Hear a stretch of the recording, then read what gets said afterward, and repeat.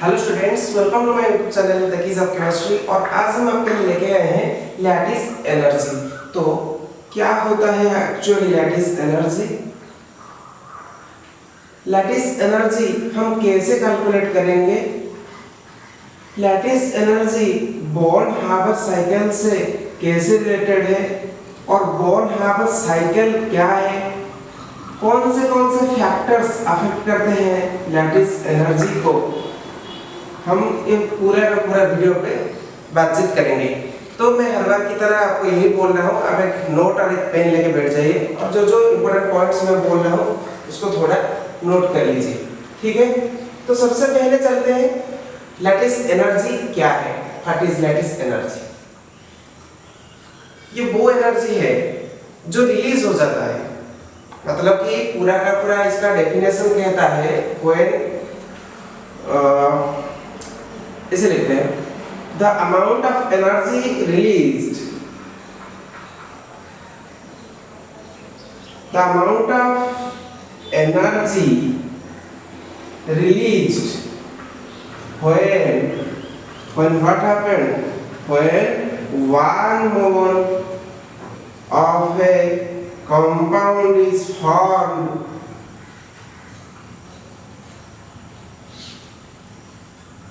from its gaseous ions।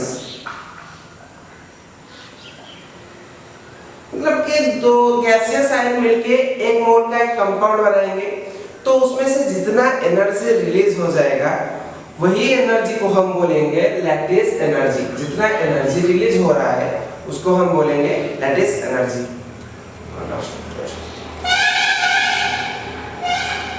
ठीक है, तो एग्जांपल लिख लेते हैं लैटिस एनर्जी का। ये Na है, NaCl ही लेते हैं। Na प्लस Cl माइनस क्या बनाता है? NaCl। NaCl कौन से फॉर्म में है? NaCl है सॉलिड फॉर्म में, और ये दोनों कौन से फॉर्म में है? गैसियस फॉर्म में, गैसियस फॉर्म। तो यहाँ पे जो एनर्जी रिलीज होगा यहाँ से, मतलब ये दोनों मिलके ये बनाए और एनर्जी जो रिलीज हो गया वही एनर्जी को हम बोलेंगे क्या? Lattice energy. तो यहाँ पे एक और भी डाउट आपका आ रहा होगा कि एनर्जी कैसे रिलीज हुआ, एनर्जी क्यों रिलीज हुआ? ये तो उसकी मर्जी है, एनर्जी रिलीज हुआ नहीं। एक्चुअली क्या होता है, देखिए ये सॉलिड है, ये सॉलिड है मतलब कि ये ज्यादा स्टेबल है इन लोगों से। ये गैसियस है और ये सॉलिड है, मतलब सॉलिड वाला ही स्टेबल होगा। जिसका स्टेबिलिटी जितना ज्यादा है उसका एनर्जी उतना कम है। Energy low, stability high, energy high, stability low, inversely proportional होता है। तो ये स्टेबल है मतलब इसका एनर्जी क्या है? लो है। ये दोनों अनस्टेबल है मतलब इसके हिसाब से, तो इसका एनर्जी हाई है, इसका एनर्जी हाई है, इसका एनर्जी लो है। तो बाकी का एनर्जी गया कहाँ? बाकी का एनर्जी लैटिस एनर्जी बनके निकल गया। The amount of energy released, ये है हमारा लैटिस एनर्जी। तो लैटिस एनर्जी हम कैसे कैलकुलेट करेंगे? हम डायरेक्टली लैटिस एनर्जी हम डायरेक्टली लैटिस एनर्जी को कैलकुलेट नहीं कर सकते हैं। लैटिस एनर्जी को डायरेक्टली कैलकुलेट नहीं कर सकते हैं क्योंकि गैसियस फॉर्म में है और ये सॉलिड फॉर्म में है। अगर सॉलिड होता तो सॉलिड बनता ना, तो इसीलिए हमको सहारा लेना पड़ेगा साइकिल का। हम जाने के लिए हमको, अगर बहुत दूर की बात होता तो फ्लाइट में जाते, नहीं तो कार पे, नहीं तो बाइक पे। छोटा सा रास्ता है, साइकिल से ही चलो। कौन से साइकिल में जाना है हमको? बॉर्न-हार्बर साइकिल के सहारे जाना है। Born-harbour cycle. साइकिल का जन्मदिन कब है? साइकिल जन्म हुआ था 1919 को, ठीक है? तो साइकिल के थ्रू हम जाएंगे, मिटा देते हैं इसको।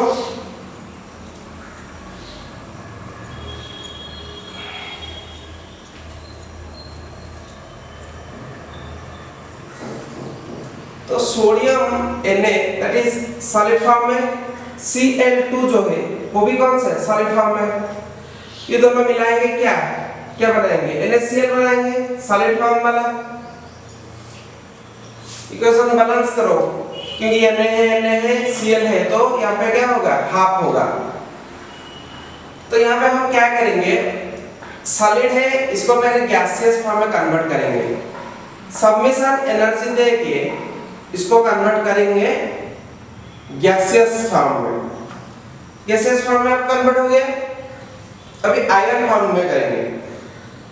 Na+ हमको चाहिए ना, Na+, क्योंकि Na+ अगर है Cl- अगर है तभी ना बनेगा NaCl, आयोनिक कंपाउंड है ना ये, आयोनिक बॉन्ड में पढ़े थे कि आयोनिक कंपाउंड है, तो आयन तो फॉर्मेशन करेगा ना, और आयन फॉर्मेशन करने के लिए आयोनाइजेशन एनर्जी की जरूरत है।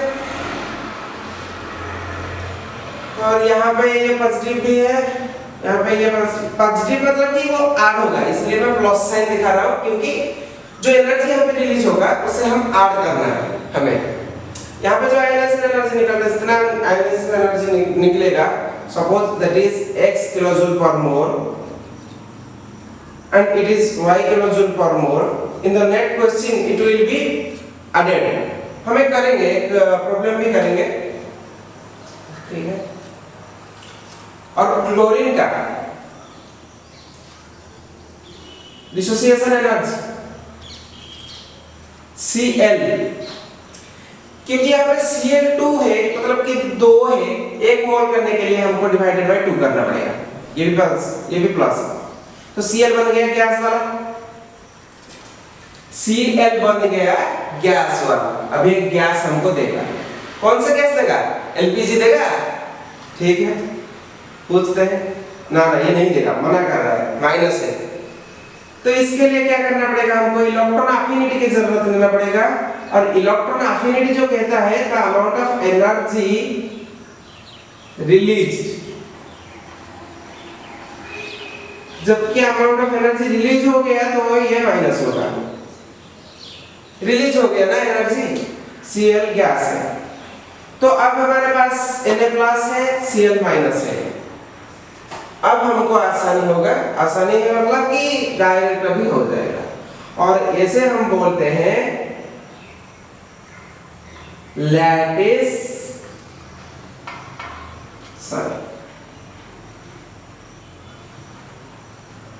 एनर्जी।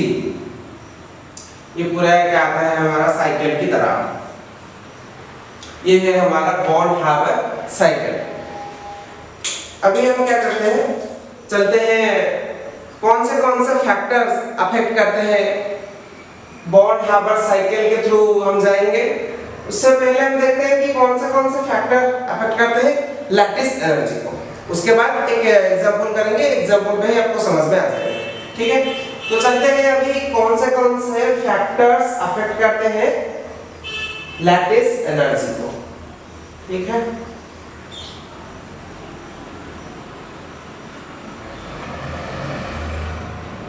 फैक्टर्स, दो चीज आता है यहाँ पे, एक होता है साइज ऑफ एटम और एक आता है हमारा चार्ज ऑन एटम।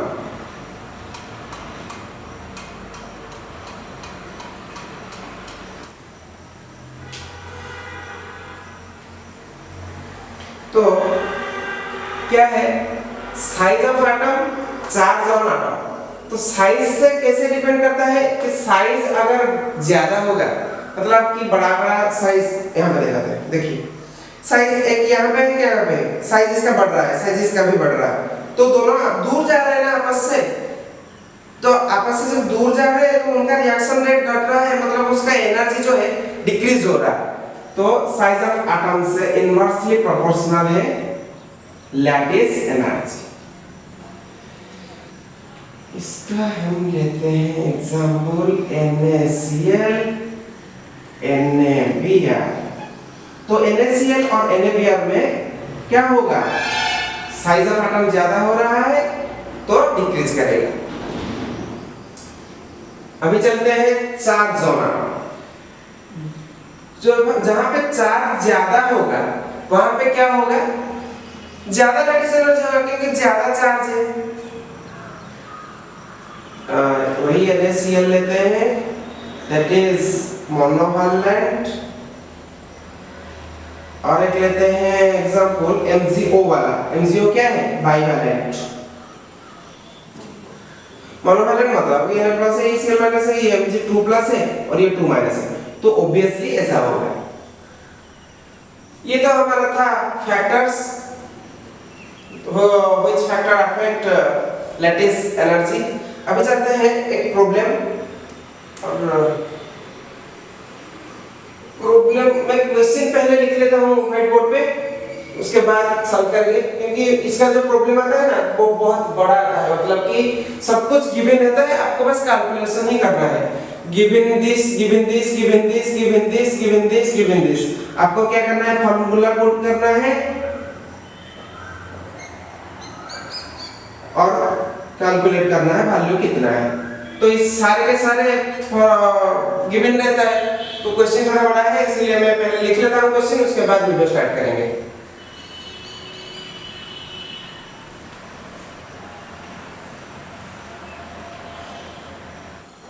तो क्वेश्चन देखिए, अभी स्क्रीन पे दिखा रहा है, मैं बस ऐसे ही मेरे फायदे के लिए थोड़ा थोड़ा कुछ लिख लिया, पूरा क्वेश्चन लिखूंगा तो टाइम वेस्ट होगा उतना ज्यादा। तो क्वेश्चन आप देखिए, अभी स्क्रीन पे दिखा रहा है, और यही क्वेश्चन पे क्या बोल रहा है वो, लिथियम क्लोराइड मतलब कि Li plus F2 that will give rise to LiF, तो यहाँ पे क्या होगा? हाफ होगा। और ये तो क्या कौन सा फॉर्म है? S, और ये भी S है, तो सबसे पहले Li को हमें करना पड़ेगा Lij, उसके बाद हमें करना पड़ेगा Li प्लस G, तो क्या लगेगा? यहाँ पे Ac लगेगा, दैट इज 161 वाला। तो सबसे पहले लिख लेते हैं कि क्या क्या हमको यहाँ पे जरूरत पड़ेगा। और F2 के लिए भी F जब बनेगा गैस, तो क्या यहाँ पे क्या होगा? De/2। तो जब मैं प्लस साइन आपको दिखा रहा था, वो इसीलिए दिखा रहा था क्योंकि ये वाला सब एडिशन होगा, लेकिन अभी जो निकल रहा है दैट इज इलेक्ट्रॉन अफिनिटी, ये नेगेटिव है, मतलब ये माइनस होगा। अगर माइनस में दिया गया है तो सही है, तो F minus G Li plus F minus that will LiF, that will form that is ऐसा टेढ़ा करके लिखना थोड़ा सही है। तो अभी हमें क्या करना है? फॉर्मूला पुट करना है, that is U is equals to delta H. Delta H, what is that delta H? Actually ये होता है हमारा डेल्टा HF। डेल्टा HF ये क्या है? Heat of formation, that is heat of, और दैट इज एंथैल्पी ऑफ, कुछ भी लिख सकते हैं, हीट ऑफ लिख सकते हैं, एंथैल्पी ऑफ लिख सकते हैं। एंथैल्पी ऑफ फॉर्मेशन, ये क्या है? Enthalpy of formation, the amount of energy released when 1 mole of a compound is formed from its components of stable state, that is pure state। मतलब क्या बोल रहा है enthalpy of formation? Enthalpy of formation यही बोल रहा है कि जो कंपाउंड 1 मोल का फॉर्मेशन होगा उसमें जितना एनर्जी रिलीज हो जाएगा उससे हम बोलेंगे एंथैल्पी ऑफ फॉर्मेशन। तो एंथैल्पी ऑफ फॉर्मेशन और लैटिस एनर्जी में क्या डिफरेंस है? एंथैल्पी ऑफ फॉर्मेशन और लैटिस एनर्जी में डिफरेंस यही है कि लैटिस एनर्जी गैसियस आयन से बनता है। क्या किससे बनता है? गैसियस आयन से बनता है। एंथैल्पी ऑफ फॉर्मेशन किससे बनता है? फ्रॉम प्योर स्टेट, क्योंकि यहाँ पे भी एक मोल देगा, यहाँ पे भी एक मोल देगा, ये प्योर स्टेट जो है उन्हीं से बनता है, और ये पूरा सिर्फ और सिर्फ गैसियस आयन से बनता है।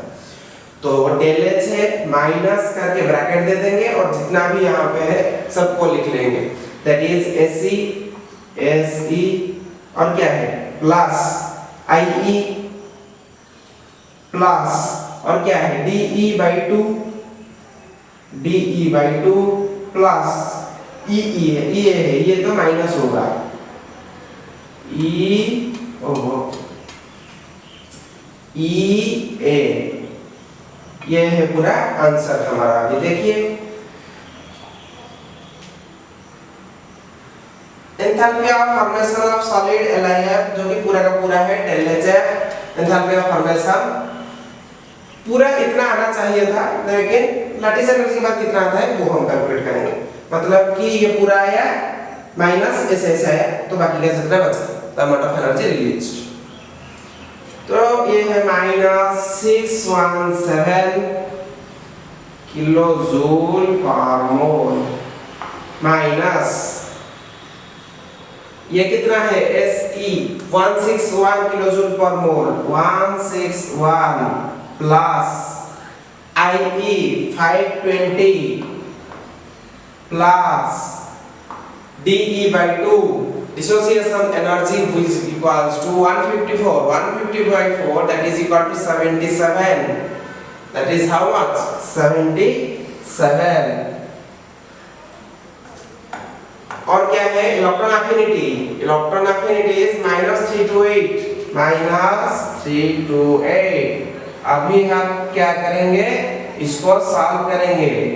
मैं वेट कर रहा हूं आप सॉल्व कीजिए क्योंकि मेरा मैथमेटिक्स थोड़ा वीक है, मेरे भरोसे मत रहिए, आप खुद सॉल्व कीजिए।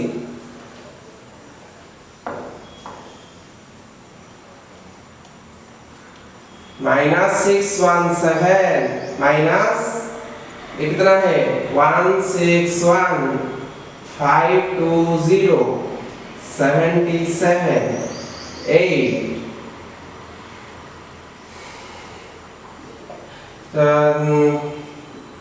758 minus 328 3 4 430 that is 7 4 10 minus that is Z for more Z for more और ये है हमारा आंसर। मैच कर लीजिए। ठीक है, आज के लिए बस इतना ही। अगर आपको ये वीडियो मेरा अच्छा लगा तो अपने दोस्तों के साथ शेयर कीजिए।